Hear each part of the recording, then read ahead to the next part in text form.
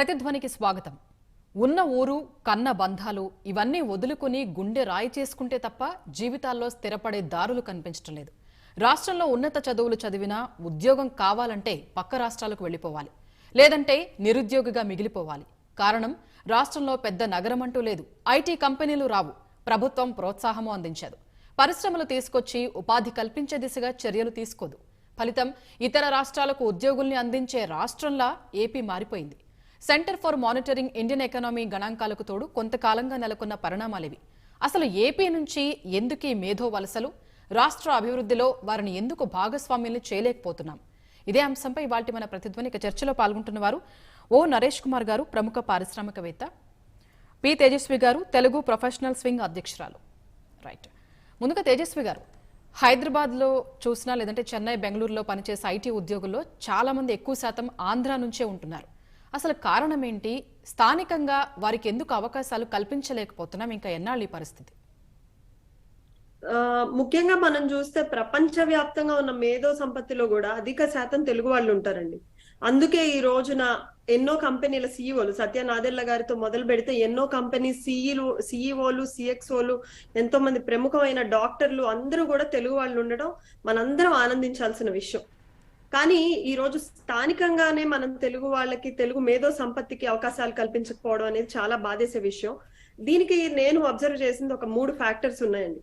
First thing, మనకి IT ఒకప్పుడు only బెంగళూరులో ఉండేది 2000 సంవత్సరం వరకు. కానీ ఒక సింగిల్ విండో థియరీ అనేది మన గవర్నమెంట్ తీసుకొని వచ్చి ఆ రోజు దాన్ని హైదరాబాద్ కి ఎక్స్పాండ్ చేసి ఈ రోజు హైదరాబాద్ ఒక మినీ ఇండియాగా పిలువబడుతుంది అంటే ఖచ్చితంగా అది గవర్నమెంట్ విధి విధానాలు కానివ్వండి, వాటన్నిటి వల్ల ఈ రోజు మనకి ఫస్ట్ ఫ్యాక్టర్ వచ్చేసి ప్రభుత్వం ఐటీ విధి విధానాలు ప్రకటించడం అండి. 10,000 మందికి ఉద్యోగాలు ఇచ్చే Amar Raja company, highest tax paying company, 9,000 crores tax pay చేసే అమర్ రాజా కంపెనీ ఈ రోజు మన రాష్ట్రాన్ని వదిలి వెళ్ళింది అంటే ఐటీ విధి విధానాల ప్రకటన సరిగ్గా లేకపోగా, ఇక్కడ సరైన ఇన్ఫ్రాస్ట్రక్చర్ కానివ్వండి, వాళ్ళకి మినిమం ఇవి కూడా ఇవ్వకుండా వాళ్ళని తరిమేశారు. ఈ రోజు ఆ ఉద్యోగ కల్పన అంతా కూడా తెలంగాణ స్టేట్ లో వాళ్ళ విధి విధానాలు కరెక్ట్ గా ఉండి వాళ్ళ ఉద్యోగాలు తెచ్చుకోవాలి, ఇక్కడ లోకల్ గా ఉన్న వాళ్ళకి ఇవ్వాలి అని చెప్పి తెలంగాణ తీసుకున్న చొరవ, వాళ్ళ విధి విధానాల వల్ల ఈ రోజు అక్కడ ఉద్యోగాల కల్పన జరిగింది. ఆ 10,000 మందిలో కూడా దాదాపు 50% ఆంధ్ర నుంచి వలసలు వెళ్లిన వాళ్ళే ఉన్నారు. కాబట్టి అదే కనుక మనం ఇక్కడే ప్రోత్సాహకాలు అందించి వారికి కరెక్ట్ గా మనం అన్ని కనుక సింగిల్ విండో పాలసీలు కానివ్వండి, అసలు ప్రాపర్ ఎంకరేజ్మెంట్ కనుక ఇచ్చుంటే అదే 10,000 ఉద్యోగాలు మన ఆంధ్రప్రదేశ్ లోనే ఉండేవి. దాదాపు 90% మంది మన వాళ్ళే అక్కడ ఎంప్లాయ్ అయ్యేవాళ్ళు. అదే సెకండ్ థింగ్ వచ్చేసి ఇన్ఫ్రాస్ట్రక్చర్ అండి. ఒక గవర్నమెంట్ గనక ఒక పరిశ్రమ రావాలన్నా, ఒక పెట్టుబడి రావాలన్నా ప్రాపర్ ఇన్ఫ్రాస్ట్రక్చర్ అనేది చాలా ఇంపార్టెంట్. ఒకప్పుడు హైదరాబాద్ లో సైబర్ టవర్స్ కట్టగానే ఉద్యోగాలు వచ్చేస్తాయని ఎంతో మంది కామెంట్ చేశారు. కానీ ఈ రోజు అదే సైబర్ టవర్స్ వల్ల ఎంతో మందికి అవకాశాలు వచ్చి ఈ రోజు ఎన్నో జీవితాలు సైబర్ టవర్స్ హైటెక్ సిటీ మీద డిపెండ్ అయ్యి ఈ రోజు బ్రతుకుతున్నాయి. బేగంపేట ఎయిర్పోర్ట్ తీసుకుందాం అండి. బేగంపేట ఎయిర్పోర్ట్ ఒకప్పుడు సెంటర్ ఆఫ్ సిటీలో ఉంది. ఎందుకు మనం ఆర్జీఏ ఎయిర్పోర్ట్, ఓఆర్ఆర్లు కట్టి అంత దూరంలో పెట్టాలన్నారు. కానీ అప్పుడు మన చీఫ్ మినిస్టర్ చంద్రబాబు నాయుడు గారు ఎంతో విజన్ తో రేపు మన సిటీ ఎక్స్పెండ్ అవుతుంది, ఒక కంపెనీ కానివ్వండి, ఒక సిఇఓ, సిఎక్స్ఓస్ కానివ్వండి, కంపెనీ పెట్టడానికి మన రాష్ట్రానికి వచ్చినప్పుడు వాళ్ళు విత్ ఇన్ 20 minutes లో ఐటీ కారిడార్ కు వచ్చేయాలి అని చెప్పిన ఒక విజన్ తోటి మంచి ఇన్ఫ్రాస్ట్రక్చర్ ఇవ్వడం వల్ల ఈ రోజు వాళ్ళు హ్యాజల్ ఫ్రీగా వస్తున్నారు, కంపెనీస్ పెడుతున్నారు, పెట్టుబడులు పెడుతున్నారు, వెళ్తున్నారు. కాబట్టి proper infrastructure is also very important. And third thing అండి, ఒక గవర్నమెంట్ కి ఉద్యోగ కల్పన గురించి కానివ్వండి, ఒక అవకాశాలు ఇవ్వడం గురించి కానివ్వండి ఉండాల్సిన ఇంట్రెస్ట్. మనం ఆ ఇంట్రెస్ట్ ఈ రోజు గవర్నమెంట్ లో ఎటువంటి ఇంట్రెస్ట్ కనిపించట్లేదు. ఉన్న ఉద్యోగ అవకాశాలు కొత్తవి ఇవ్వటం పక్కన పెడితే ఉన్నవి కూడా వదిలేయాల్సిన పరిస్థితి ఈ రోజు రావడం చాలా బాధాకరం అండి. So 3 factors are key factors that brings the income into the state అండి. So which are not currently in our state. Right, Naresh Kumar గారు, ఇప్పుడు ఏపీ నుంచి ఎందుకు మేధో వలసలు సాగుతున్నాయి? రాష్ట్ర అభివృద్ధిలో ముఖ్యంగా యువతని, వారిని ఎందుకు భాగస్వామిని చేయలేకపోతున్నాం? 2 things అండి. ఒకటి, there is no positive environment in the state అండి. ఒక చీఫ్ మినిస్టర్గా what the earlier government Chandrababu Naidu did, what he did was he created that positive impact in the state అండి. ఒక రాష్ట్రంలో both not only nationally international investors కూడా ఆంధ్రప్రదేశ్ వచ్చి invest చేయాలని, both in the United Andhra Pradesh and in the divided Andhra Pradesh. That kind of forward thinking positive atmosphere was created in the state. But in this government that forward thinking positive atmosphere లేకుండా కొంచెం వెంజ్ఫుల్ politics అన్న దాంతో somehow that image has gone across to the population అండి. Not only that, మీరు ఎందాక ఆవిడ చెప్పినట్టు అమర్ రాజా batteries, there is no reason కదండి, there is no reason for a company of that stature to go out of Andhra Pradesh. Give me one reason and why they should go out of Andhra Pradesh. వాళ్ళు ఇక్కడ local అయ్యండి. So that shows the negative mind set of the industrialist because of the government attitude. Government attitude ఉండటం వల్ల ఇక్కడ మనం business చేయలేమన్న అంత పెద్ద industries వెళ్ళిపోతే no other industrialist also will come forward. అదే మీరు ఐటీ రంగం తీస్తున్నారు అనుకోండి, ఐటీలో కూడా HSBC has moved out of Andhra Pradesh, అలాగే IBM has moved out of Andhra Pradesh. వాళ్ళు వేరే కారణాల వల్ల మూవ్ అయిపోయినా కూడా the state government has not done anything to encourage people to come and invest in Andhra Pradesh, stay back in Andhra Pradesh. For example ఇప్పుడు ఎవరైనా employment పెరగాలనుకోండి, అఫీషియల్గా in the employment exchange of Andhra Pradesh 6.2 lakh people are officially unemployed అండి. But if you take the actual figures more than 30 lakh people are unemployed. అన్నిటికంటే మీరు ఇందాక ఇవాళ పొద్దున్న article రాసిన దాని ప్రకారం Indian average is around 8.5% unemployed అయితే Andhra Pradesh has more than 10% of the people in the entire sector unemployed. అన్నిటికంటే బాధాకరమైన విషయం మన ప్రేక్షకులకు తెలియవలసిందంటే అమాంగ్ ద గ్రాడ్యుయేట్స్ చదువుకుని హైయర్ ఎడ్యుకేషన్ చేసిన దాంట్లో unemployment figure is 35%. So 35% of the people who have studied in Andhra Pradesh are unable to find jobs and they are forced to give. ఎందుకు వెళ్ళిపోతున్నారు పక్క రాష్ట్రాల కంటే? If you look at Tamil Nadu, the IT sector has grown in Tamil Nadu, the film industry has grown in Tamil Nadu, and there's a manufacturing, huge manufacturing. If you take all the automobile companies, they have set up there, cell phone companies have set up there. Alage mar Hyderabad has grown in IT sector. Film city also, film tourism, film industry also shifted from Chennai to Hyderabad. The government has taken various steps to promote IT sector, the film sector, manufacturing sector, so many sectors. అలాగే ఇంతకుముందు ఆంధ్రప్రదేశ్ తీసుకున్నాం అనుకోండి, we have put up a pharma city, ఒక textile city, ఒక multi product SEZ, ఒక health city. In the last 4 years we have not done anything. If you take the state government budget 2 lakh crores budget పెట్టి, and what is they have spent on public infrastructure అండి. Freebies మీద ఖర్చు పెట్టింది కాకుండా public infrastructure spending is not more than 16,000, 20,000 crores, 10% of the budget. So ఒక స్టేట్లో మీకు employment కలగాలంటే పబ్లిక్ సెక్టర్ స్పెండింగ్ ఉండాలి, ప్రైవేట్ సెక్టర్ స్పెండింగ్ ఉండాలి, తర్వాత స్కిల్ డెవలప్మెంట్ ఉండాలి. On all 3 fronts the government has failed. They are not spending money from their budget which they have collected from the people as taxes. They are not encouraging the private sector to come and invest. Tourism ఏమైనా పెరిగిందా? Tourism constitutes 10% of the global employment అండి. ఆంధ్రప్రదేశ్లో tourism వచ్చిందా? Indian ఎకానమీలో 60% of the jobs are from service sector. కొన్ని service sector employment ఏమైనా ఐటీలో కానీ, హాస్పిటాలిటీలో కానీ, హోటల్లో కానీ ఏమైనా వచ్చినాయా? No. So if you are not encouraging employment in any sector, you are not spending money on from your budget, you are not encouraging private people to come and invest, and then for unna valkane skill development, did you bring any world class skill development institutes to Andhra Pradesh and skill the population? Singapore ide state lo undindi mundu. Lee Kuan Yew garu, he bought the world's best skill development institutes in Singapore and he skilled the population and with the equipment and manpower, trained manpower. Alage meer inkoti chusukunte cities like Bangalore, migrant skilled population అంటారండి. Migrant skilled population అంటే people who are very skilled, who migrate from all over the world, from California కానీ, న్యూయార్క్లో కానీ, Los Angeles నుంచి కానీ, Singapore నుంచి, they come to major cities like Bengaluru. ఇండియాలో Bengaluru has the highest amount of migrant skilled population and also VC capital. ఇక్కడ ఎవరైనా migrant skilled వస్తే, హైలీ స్కిల్డ్ పీపుల్ వస్తే మిగతా వాళ్ళు కూడా ఆ స్కిల్ అక్కడ నేర్చుకుంటారండి. So nothing like that is happen. You can't attract highly skilled people into Andhra Pradesh. You don't attract skill development institutes in Andhra Pradesh. You can't attract venture capital into Andhra Pradesh. So obviously what is the, if you are just concentrating on oka poor people and you tax the existing people and ultimately the state will collapse అండి. Right Naresh గారు. తేజస్వి గారు, ఇప్పుడు నరేష్ గారు చెప్పినట్టు జాతీయ సగటు కంటే కూడా నిరుద్యోగ పట్టభద్రులు ఎవరైతే ఏపీలో 2 అధికంగా ఉన్నారు. 3 ఏళ్లలో పట్టభద్రుల్లో నిరుద్యోగ రేట్ అనేది 10% పైగా పెరిగినట్లు ఇప్పుడు ఏదైతే మనం చెప్పాము centre for monitoring Indian economy ఆ నివేదిక కూడా చెప్తోంది. అసలు ఇది దేనికి సంకేతం? సో సిఎంఐ అన్ఎంప్లాయ్మెంట్ నివేదిక ఎవ్రీ ఇయర్ రిలీజ్ చేస్తుందండి. అందులో పర్సంటేజెస్ అప్ అండ్ డౌన్ అవ్వడం చాలా సహజం. కాకపోతే అక్కడ దానికి వేరియస్ ఫ్యాక్టర్స్ ఉంటాయండి. ఒక ప్రైవేట్ కంపెనీస్ గనక ఎంప్లాయ్మెంట్ ఇవ్వాలి అంటే దానికి చాలా ఫ్యాక్టర్స్ ఉంటాయి. ఇన్ఫ్లేషన్, రెసిషన్ వల్ల కొన్నిసార్లు అటు ఇటుగా అవ్వచ్చు పర్సంటేజెస్. కానీ అవి స్టేట్స్ ఎలా బ్యాలెన్స్ చేస్తాయి అంటే గవర్నమెంట్ ఉద్యోగాలు ఇచ్చి గవర్నమెంట్ ఉద్యోగాలు ఎప్పుడు గనక కాన్స్టెంట్ గా ప్రజలకు అందుబాటులో ఉంచి ఎప్పటికప్పుడు పోస్టుల భర్తీలు అవి జరగడం ద్వారా మనకు అన్ఎంప్లాయ్మెంట్ రేట్ అనేది మనం మరీ 10% జాతీయ సగటు రేట్ కంటే 10% పెరిగే అంత దీన స్థితిలోకి అయితే ఎప్పుడు గవర్నమెంట్స్ తెచ్చుకో. ఎందుకంటే మనకి ఈక్వల్ బ్యాలెన్సింగ్ ప్రైవేట్ కంపెనీస్ నుంచి ఉద్యోగాలు రాకపోయినా government is always there to protect unemployed people. కానీ ఈ రోజు పరిస్థితి ఏంటంటే అండి, ఒక చిన్న ఎగ్జాంపుల్ గనక తీసుకున్నట్లయితే ఒక డిఎస్సి టీచర్ పోస్ట్ కోసం ఎదురు చూస్తున్న ఒక పర్సన్ ని తీసుకుందాం. తనకంటూ ఒక ఏజ్ లిమిట్ ఉంటుంది, ఆ ఎగ్జామ్ అటెంప్ట్ చేయాల్సిన టైం అనేది ఒకటి ఉంటుంది. అతను ఒక 2 years డిఎస్సికి ప్రిపేర్ అయ్యి ఆ తర్వాత ఎగ్జామ్ అటెంప్ట్ చేద్దామన్నా కూడా 4 years నుంచి దాదాపు మనకి డిఎస్సి పోస్ట్లే పడలేదు. జాబ్ క్యాలెండర్ ఇంతవరకు ప్రభుత్వం రిలీజ్ చేయలేదు. అతని పరిస్థితి ఏంటంటే రేపు ఏజ్ లిమిట్ అయిపోతుంది, తనకి ఉద్యోగం రాదు, పైగా ఎంతో టైం వేస్ట్ చేసుకున్నాడు. గవర్నమెంట్లు ఎలక్షన్ల కోసం అని మనం ఏదో ప్రామిస్ ఇచ్చేస్తే అన్ఎంప్లాయిడ్ యూత్ కానివ్వండి, అన్ఎంప్లాయ్ మెంబర్స్ అందరూ కూడా మనకు ఓట్లు వేస్తారని జాబ్ క్యాలెండర్ ఇస్తాం అనడం వల్ల మీకు ఓట్లు పడచ్చేమో గానీ ఎంతో మంది జీవితాలు మీరు నాశనం చేసిన వాళ్ళు అవుతున్నారు. అది ప్రతి ఒక్కళ్ళు గుర్తుపెట్టుకోవాలి. అలాగే ఈ రోజు నేను ఇందాక చెప్పిన డిఎస్సి ఎగ్జాంపులే కాదండి, చాలా మంది కానిస్టేబుల్స్ కానివ్వండి గవర్నమెంట్ పోస్టుల కోసం ఎదురు చూస్తూ దాదాపు 2 లక్షల పోస్టులు మనకి ఉన్నప్పటికీ వాటిని భర్తీ చేయట్లేదు గవర్నమెంట్. అది కనుక చేస్తే మనకు అన్ఎంప్లాయ్మెంట్ రేట్ తగ్గుతుంది.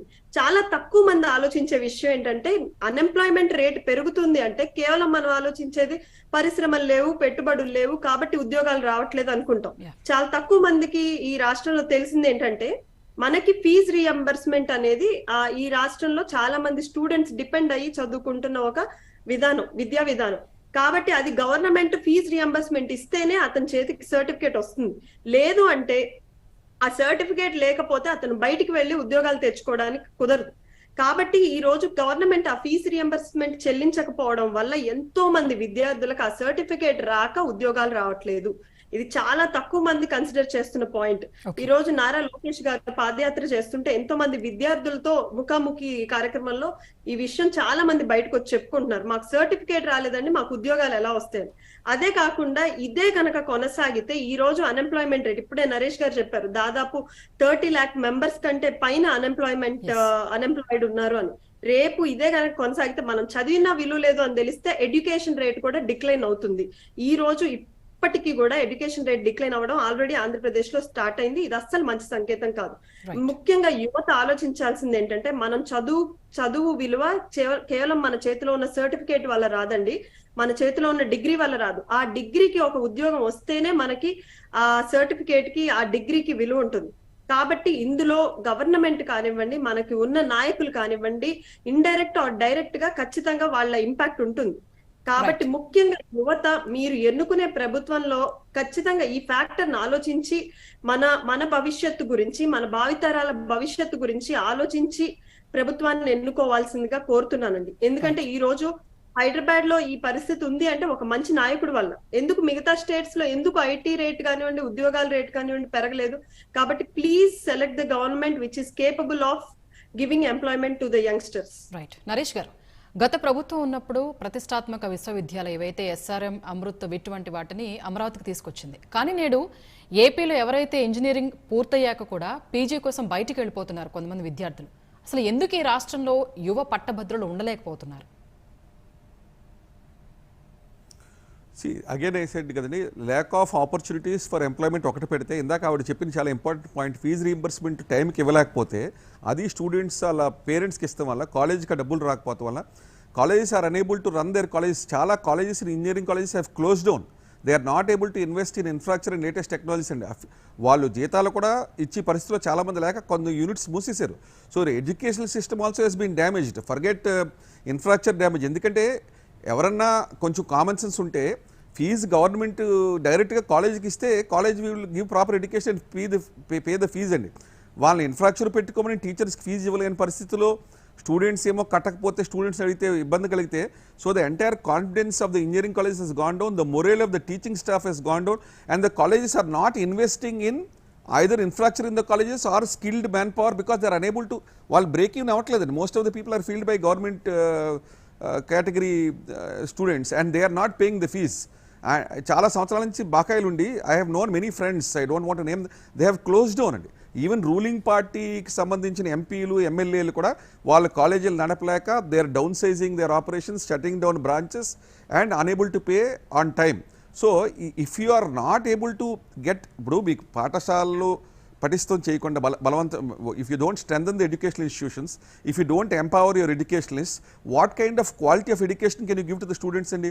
సో ఇందాక మీరు చూస్తే today MTech all post graduate seats in Andhra Pradesh are empty. They want to even for higher studies, ఉద్యోగాలు పక్కన పెట్టేయండి, even for higher studies they want to go to better colleges in Hyderabad, లేక్ say for example like ISB or other states or out of the country to Singapore or to US for further education.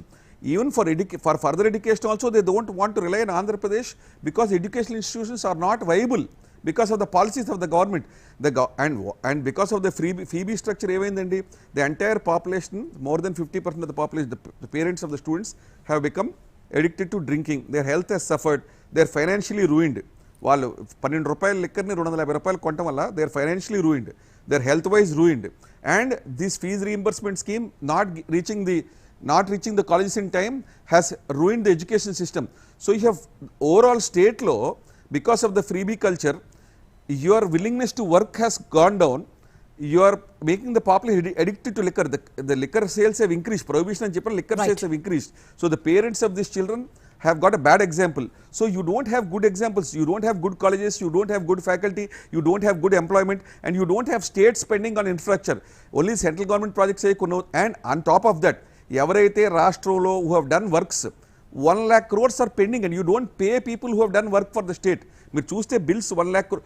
So employment opportunities పూర్తిగా నాశనం అయిపోతాయి. Even people for example, you should know an example అండి, foreign companies have invested in Andhra Pradesh for renewable energy అండి. ఎందుకంటే electricity consumption ఎలాగ పెరుగుతూ ఉంటుంది, every year per capital consumption electricity goes up. They've invested in Andhra Pradesh. వాళ్ళు PPL రివైజ్ చేసి వాళ్ళకి పేమెంట్లు చేయకపోతే 10,000 కోట్లు, they have gone to court. When they have gone to court, court has said pay that money. వీళ్ళు డిస్కామ్స్ కోర్టుకి వెళ్ళి చెప్పారు మా దగ్గర డబ్బులు లేవు, వీ కెనాట్ పే దెమ్ అని చెప్పారండి. ఇఫ్ యూ హ్యావ్ 10,000 కోట్ల డబ్బులు వాడి, if you are not able to pay them and court pay చేయమన్నా కూడా నాకు డబ్బులు లేవని చెప్తే, which investor will come? If investor is not coming, where is the employment opportunity? Yes. You are destroying the health of the population, you are destroying the economic mattam, every infrastructure is not being developed, and you don't encourage private sector. చేసినోళ్ళకి డబ్బులు ఇవ్వరు. And when they go to court also, ఇండియాలో తీసుకుంటే court ధిక్కరణ కేసులు, India we హైయెస్ట్ highest 25,000 cases ఉంటే India మొత్తం మీద 11,000 cases in Andhra Pradesh. So what is the example you are setting for? సో మీకు ఫ్యూచర్కి if you are borrowing money, making the state bankrupt and you don't follow the law, the bureaucracy, బాగా చదువుకున్న వాళ్ళు కూడా కోర్ట్ ఆర్డర్స్ ఇంప్లిమెంట్ చేయకుండా, invest చేసిన వాళ్ళకి డబ్బులు ఇవ్వకుండా, you don't create any right kind of positive impact. So situation will get even worse అండి. ఇప్పుడు ఉన్నది పాడైపోయిందంటే ఐ వుడ్ ఫోర్సీ ఇంకా bad times if this situation is not immediately addressed. దీనికి చాలా drastic things we have to do. We have to bring in massive private investment, public investment, overhaul the education sector and improve the health of the population. Multi-pronged approach cheyapothe, I think the state already is destroyed, but we need to put in much more serious efforts with the help of the central government and many private investors to bring the state back on track andi. Right, Naresh garu. Right. Tejasvi garu, ఇప్పుడు skill development corporation ద్వారా train చేసి ప్రతిష్టాత్మక సంస్థల్లో ఉద్యోగ అవకాశాలను గత ప్రభుత్వం కల్పించింది. ఇప్పుడు అటువంటి చొరవ ఎందుకు కొరవడింది?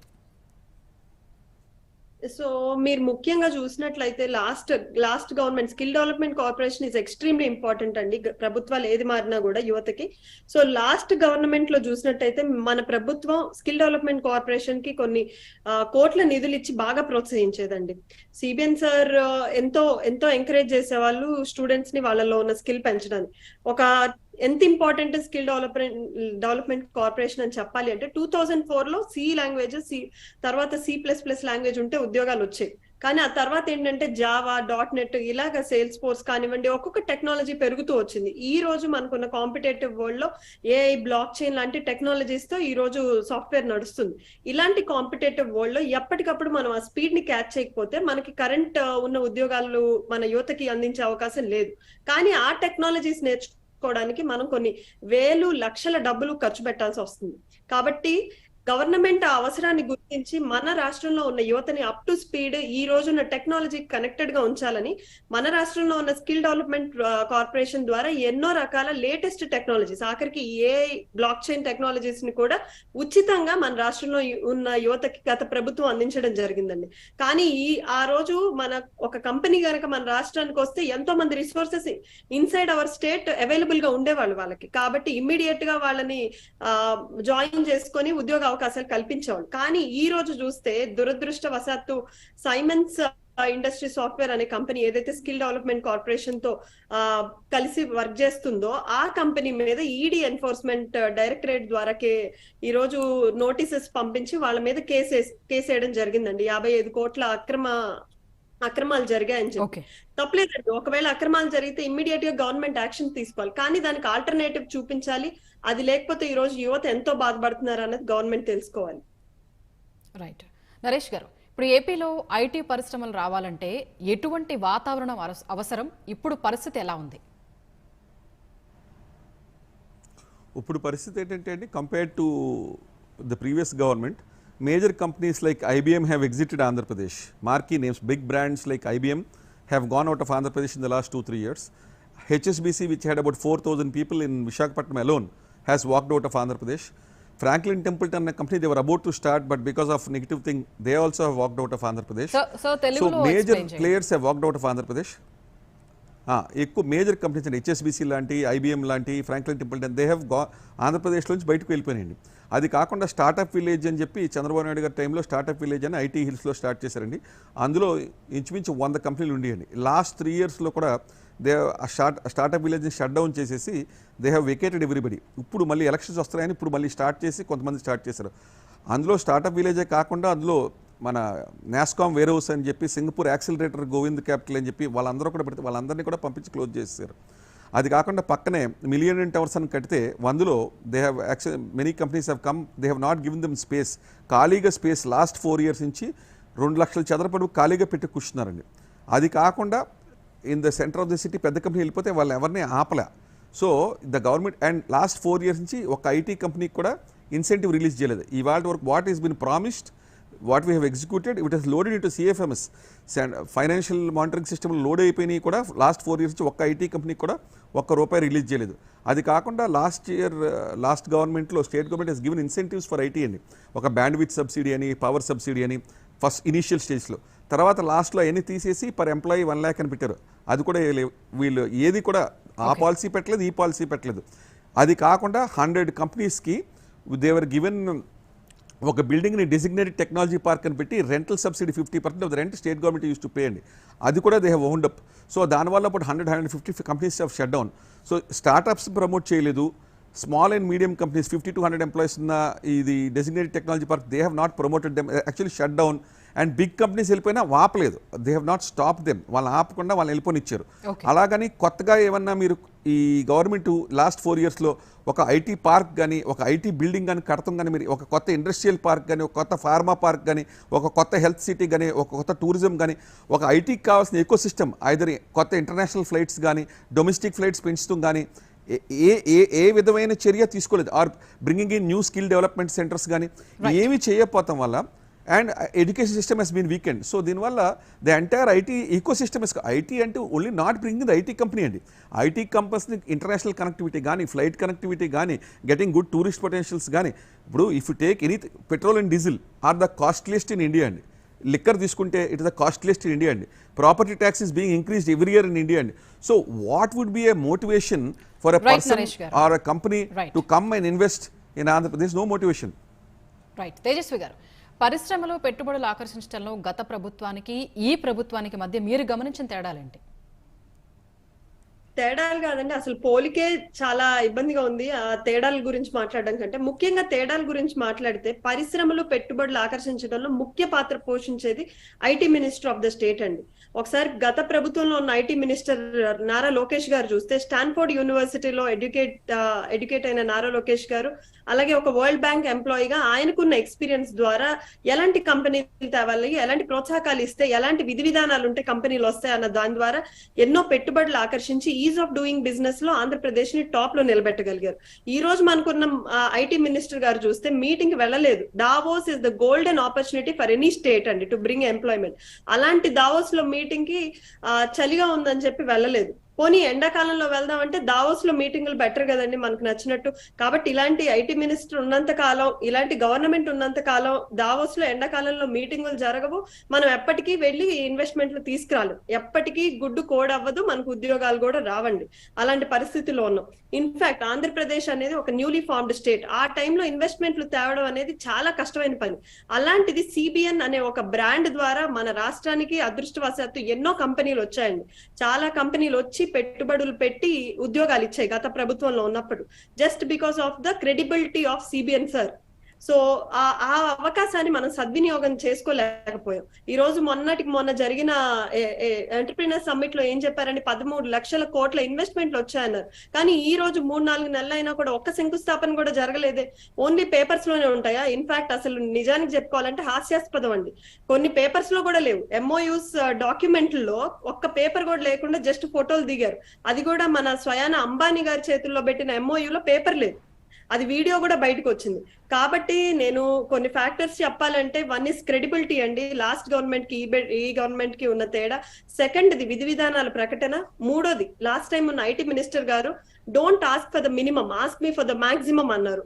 మాక్సిమం బెనిఫిట్స్ అడగండి, ఈ రాష్ట్రంలో మీకు వస్తాయి అని చెప్పి వేరే రాష్ట్రాలకు వెళ్లాల్సిన పెట్టుబడులు కూడా మనకు తీసుకొచ్చారు. కానీ ఈ రోజు మన ఐటీ మినిస్టర్ పరిస్థితి ఎలా ఉందో అందరికీ తెలుసు. అలాగే దావోస్ లో ఇంతకు ముందు ఎలాంటి క్వశ్చన్ అడిగినా ఆన్సర్ ఇవ్వగలిగే స్టేజ్ లో మన చంద్రబాబు నాయుడు గారు ఉంటే, ఈ రోజు మనకున్న ముఖ్యమంత్రి గారు ఇట్స్ ఏ లాంగ్ క్వశ్చన్ అని చెప్పి వాళ్ళకి ఇటువంటి స్టేట్ లో మనం ఇన్వెస్ట్ చేయాలా అన్నటువంటి అనుమానం తెప్పించే పరిస్థితిలో మనం ఉన్నాం. అప్పటి ప్రభుత్వంలో మనకి ఐటీ సెక్టర్ లో ఎన్నో అవార్డులు వస్తే ఈ రోజు మన అసలు ఐటీ అనేది ఉందా అన్న పరిస్థితిలో ఉన్నాం. అప్పటి మినిస్టర్ కంపెనీలు ఇన్వెస్ట్మెంట్లు పాలసీలు తీసుకురావడం గురించి ప్రెస్ మీట్లు పెడితే, ఈ రోజు మినిస్టర్లు కేవలం పక్కన ప్రతిపక్షాన్ని తిట్టడానికి పెడుతున్నారండి. కాబట్టి ప్రతి ఒక్కళ్ళు ఆలోచించాలి. ముఖ్యంగా యువత ఆలోచించి మనం వేసే ఓటు మీద, ఈ ప్రభుత్వం మీద ఎన్నో జీవితాలు ఆధారపడ్డాయని గుర్తుంచుకొని ఆలోచించి ఓటేయాల్సిందిగా కోరుతున్నాను. రైట్. తేజస్వి గారు, నరేష్ కుమార్ గారు, ధన్యవాదాలండి చర్చలో పాల్గొన్నందుకు. ఏవైతే ఈ నిరుద్యోగం పెరిగిందనేది ఒక ఎకానమీ అయితే మనకు ఒక నివేదిక ఇచ్చింది. ఇప్పుడు ఈ పరిస్థితి అనేది ప్రభుత్వం నుంచి ముఖ్యంగా సహకారం లేదు, ఐటీ విధి విధానాలు సరిగ్గా లేవు, కరెక్ట్గా లేవు, స్టార్టప్స్ ని ప్రోత్సహించట్లేదు, ప్రభుత్వం నుంచి అందాల్సిన మౌలిక సదుపాయాలు కానీ లేదంటే ఇన్ఫ్రాస్ట్రక్చర్ కానీ కరెక్ట్గా లేవు. ఇది ఇలాగే కొనసాగితే మాత్రం ఎడ్యుకేషన్ సిస్టమ్ కూడా డ్యామేజ్ అయ్యే స్థితి రావచ్చు అనేది నరేష్ కుమార్ గారు, తేజస్వి గారు చెప్తున్నారు. ఇదే ఇవాల్టి ప్రతిధ్వని.